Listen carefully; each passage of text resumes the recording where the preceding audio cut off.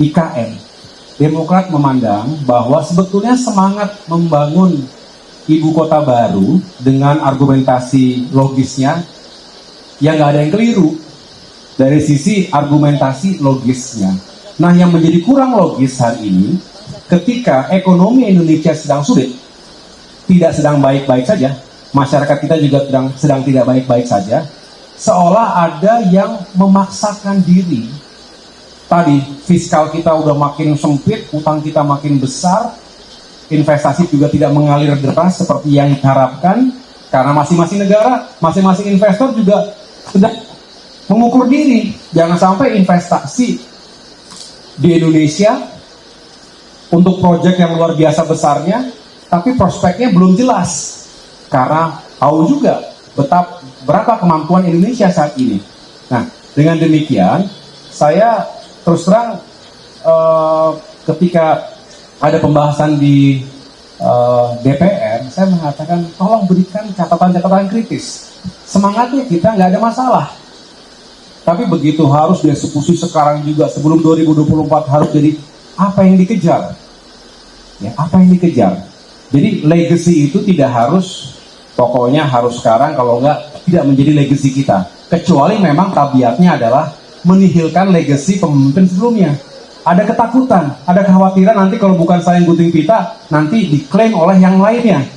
Tapi bukan itu permasalahan kita. Ini ada masalah rakyat, masalah ekonomi rakyat yang perlu dicari solusinya.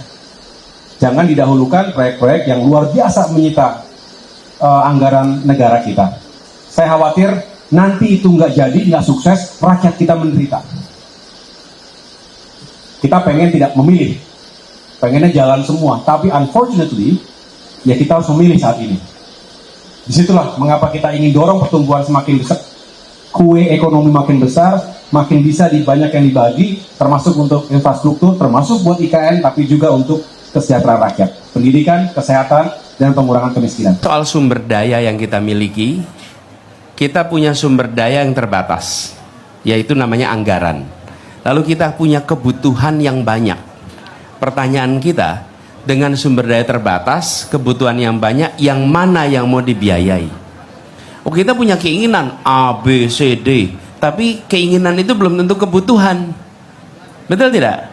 Nah, menurut kami yang harus dibiayai sekarang adalah yang menjadi kebutuhan. Pertanyaan kemudian, apakah membangun kota baru itu kebutuhan? Belum, itu keinginan iya, tapi kebutuhan tidak. Tidak ada kebutuhan itu. Di sisi lain, bukan hanya masyarakat di luar Kalimantan, di Kalimantan sendiri ada kebutuhan membangun jalur transportasi antar kota se-Kalimantan. Ada kebutuhan memperbaiki sekolah-sekolah rusak se-Kalimantan.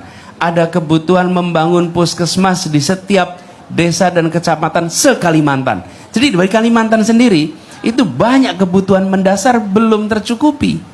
Apalagi bila kita masukkan yang di luar Kalimantan.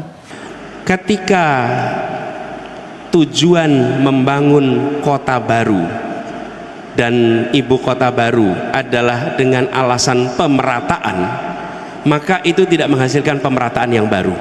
Mengapa? Karena itu akan menghasilkan sebuah kota baru yang timpang dengan daerah-daerah yang ada di sekitarnya. Jadi antara tujuan mau memeratakan Indonesia tidak. Kalau mau meratakan Indonesia, maka bangun kota kecil menjadi menengah, kota menengah menjadi besar di seluruh wilayah Indonesia. Bukan hanya membangun satu kota di tengah-tengah hutan. Karena membangun satu kota di tengah hutan itu sesungguhnya menimbulkan ketimpangan yang baru. Jadi antara, sekali lagi nih, antara tujuan dengan langkah yang dikerjakan itu tidak nyambung. Nah, kami melihat di sini problem. Ini problem. Karena itu ini harus dikaji secara serius. Karena tujuan kita yang saya sampaikan tadi, Indonesia yang setara, Indonesia yang merata, argumennya sama.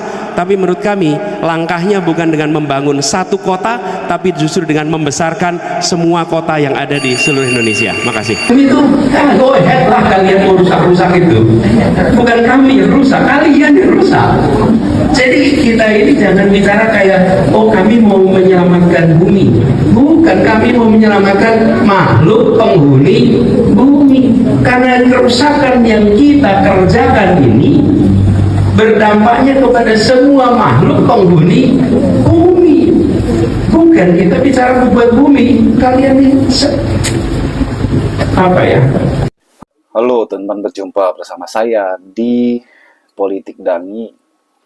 Kalau kita melihat bagaimana pidato berapi-apinya AHY dan Anies, teman-teman, ini sungguh luar biasa ya.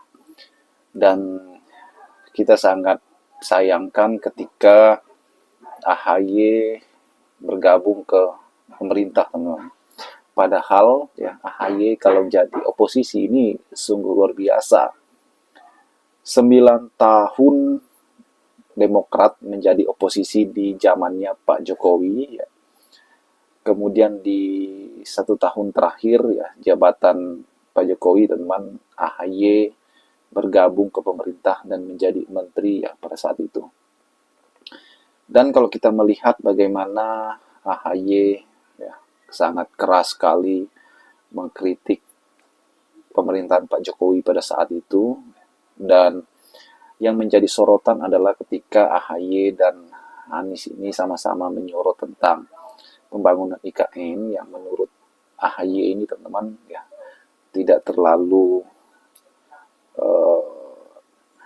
mendesak ya. Lebih banyak persoalan bangsa yang lebih mendesak ya, penuntasan kemiskinan, lapangan pekerjaan, kesehatan, pendidikan, dan sebagainya. Dan AHY ini memang pernah menjadi bakal calon wakilnya Anies pada Pilpres 2024 yang lalu, ya, namun gagal di tengah jalan. Ya, ini karena partai koalisi Anies, ya, yaitu Surya Paloh, teman, Nasdem, ya tidak setuju dengan AHY menjadi wakil Anies. Kemudian terpilihlah Caimin pada saat itu ya.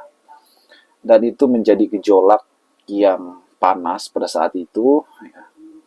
Kemudian bagaimana AHY ya, yang sebenarnya sangat cocok dengan Anies ya, apalagi partai AHY ada partai yang besar, Demokrat yang tidak kaleng-kaleng, teman-teman ya. Seorang yang mempunyai nama besar di belakangnya yaitu SBY ya. Dan akhirnya duet Anies AHY ya batal. Dan kalau kita melihat di Pilpres 2029 nanti, teman-teman, bukan tidak mungkin ya kedua tokoh besar ini bisa bergabung lagi di Pilpres 2029. Kalau kita melihat Prabowo dan Gibran tentu akan maju untuk kedua kalinya, teman. Kemudian AHY ini adalah tokoh anak muda yang elektabilitasnya juga nggak main-main ya. Artinya bahwa peluang Anies AHY 2029 ini sungguh luar biasa. Bagaimana menurut kalian?